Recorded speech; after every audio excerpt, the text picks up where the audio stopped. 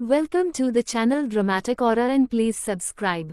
तो दोस्तों, आज हम बात करने वाले हैं उस ड्रामा की जिसने छोटी उम्र में इतना बड़ा सफर दिखाया कि लॉजिक बीच रास्ते में ही ऑटो लेकर घर चला गया। जी हाँ, आज का रोस्ट है रिमझिम छोटी उम्र बड़ा सफर। नाम सुनकर लगा था इंस्पिरेशन मिलेगा, मोटिवेशन मिलेगा, पॉजिटिविटी मिलेगी, लेकिन मिला क्या? Endless crying, slow motion emotional scenes और एक ऐसा प्लॉट जो खुद को ही समझ नहीं पाया।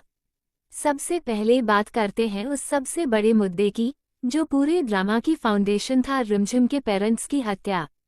भाई, दो लोगों की हत्या हो गई, लेकिन इन्वेस्टिगेशन, पुलिस, एविडेंस, सस्पेक्ट्स, कुछ नहीं। ऐसा लगा जैसे राइटर्स ने सोचा, चलो पेरेंट्स को हटा दो, सिंपैथी हाइप बन जाएगा, और बस कहानी आगे बढ़ा दी।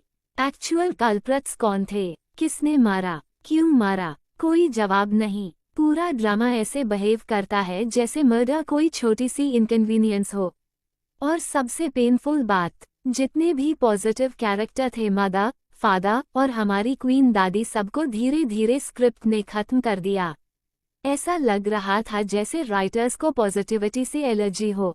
जो भी कैरेक्टर थोड़ा सेंसिबल, थोड़ा सपोर्टिव दिखा, अगले ही एपिसोड में उसकी एंट्री कम और हॉस्पिटल या क्रेमेशन ग्राउंड की एग्जिट ज्यादा। क्वीन दादी शुरू में स्ट्रॉन्ग पिलर थी, लेकिन उन्हें भी ऐसा ट्विस्ट दिया गया कि वो बस थप्पड़ मशीन बनकर रह गईं। अब आते हैं हमारी हीरोइन रिमझिम पर। कैरेक्टर का इंट्रो ऐसा था जैसे कोई मॉडर्न फेरी तले शुरू हो रहा हो, लेकिन धीरे धीरे पता चला कि ये तो डोरा दी एक्सप्लोरर का देसी वर्जन है। हर सीन में एक्साइटेड, चलो ये प्लान बनाते हैं, चलो वो प्लॉट करते हैं, चलो मिस्ट्री सॉल्व करते हैं। लेकिन सॉल्व कुछ नहीं होता, बस बैकग्राउंड में ड्रामेटिक म्यूजिक और रिमझिम की ओवर एक्साइटमेंट।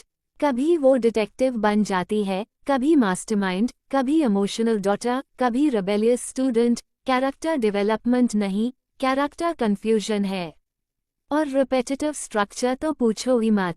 हर एपिसोड में सेम साइकिल, रिमझिम किसी मुसीबत में फंसी, क्वीन दादी ने बिना एविडेंस के थप्पड़ मारा, बाद में पता चला रिमझिम इनोसेंट थी, फिर 2 मिनट का अपॉलॉजी सीन, फिर अगले एपिसोड में वही रिपीट।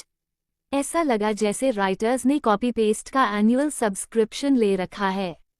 ऑडियंस सोचती रह गई, कुछ नया होगा, लेकिन ड्रामा ने कहा, नो इनोवेशन, ओनली रेपिटिशन।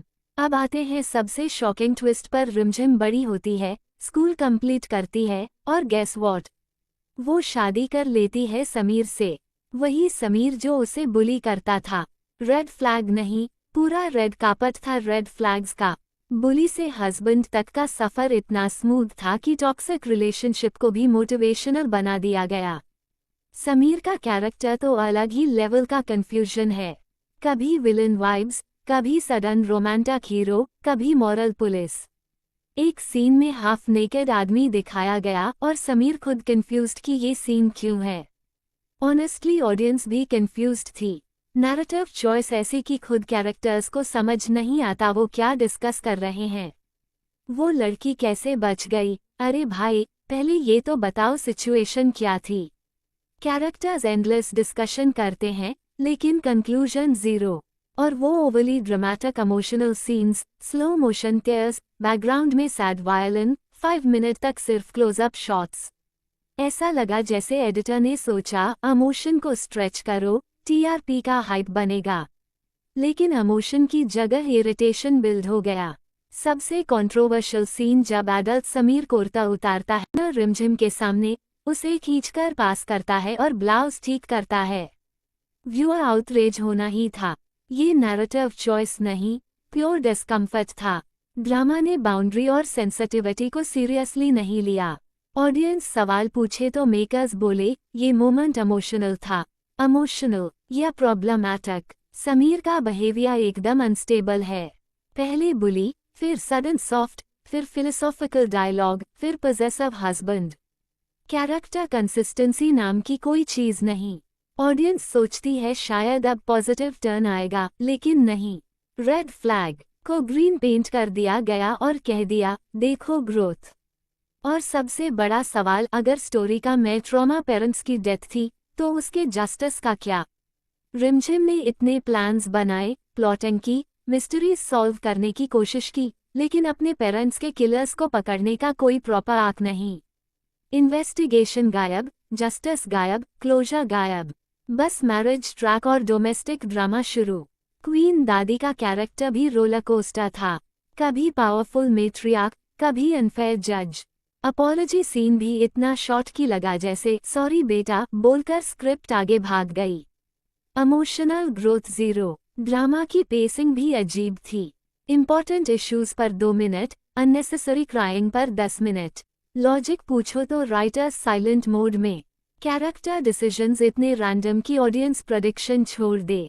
रिमझिम की जर्नी को बड़ा सफर कहा गया, लेकिन असली सफर था पेशेंस का, ऑडियंस का पेशेंस। पॉजिटिव कैरेक्टर्स को खत्म कर दिया, नेगेटिव कैरेक्टर्स को जस्टिफाई किया और सेंसिटिव सीन्स को ग्लैमराइज कर दिया। अगर इस ड्रामा से कुछ सीखना है तो ये कि हाइप और इमोशनल बैकग्राउंड म्यूजिक से कहानी स्ट्रॉन्ग नहीं बनती। स्ट्रॉन्ग राइटिंग चाहिए, कंसिस्टेंट कैरेक्टर चाहिए, जस्टिस चाहिए, वरना छोटी उम्र बड़ा सफर सिर्फ टाइटल बनकर रह जाता है। तो दोस्तों, ये था हमारा ऑनेस्ट रोस्ट। अगर आपको भी लगा कि ड्रामा ने इन्वेस्टिगेशन इग्नोर की, पॉजिटिव कैरेक्टर को अनफेयर ट्रीटमेंट दिया और समीर जैसे रेड फ्लैग को रोमांटिक हीरो बना दिया, तो कमेंट में बताएं आपका फेवरेट अलॉजिकल मोमेंट कौन सा था। लाइक कीजिए, शेयर कीजिए और चैनल ड्रामेटिक ऑरा को सब्सक्राइब जरूर कीजिए, क्योंकि यहाँ हाइप नहीं, ऑनेस्ट रिव्यू मिलता है।